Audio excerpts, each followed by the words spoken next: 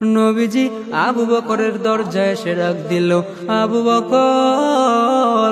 বলার সাথে সাথে দরজাটা খুলে গেল। নবী ডাক দিয়া বলে, আবু বকর আপনি কি ঘুমান নাই?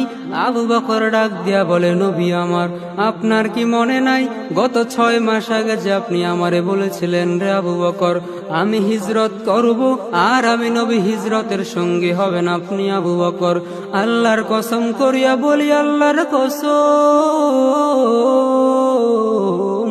ওই দিনের পর থেকে আমি আবু বকর একটা মুহূর্তের জন্য বিছানাতে পিঠ লাগাই নাই।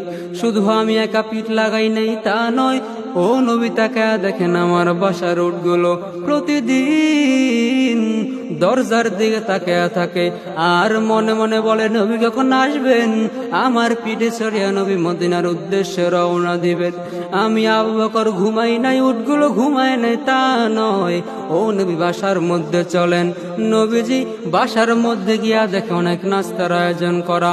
নবী ডাক দিয়া বলে, রে আবু বকর এত অল্প সময় এত নাস্তার আয়োজন কেমনে সম্ভব? আবু বকর ডাক দিয়া বলে, নবী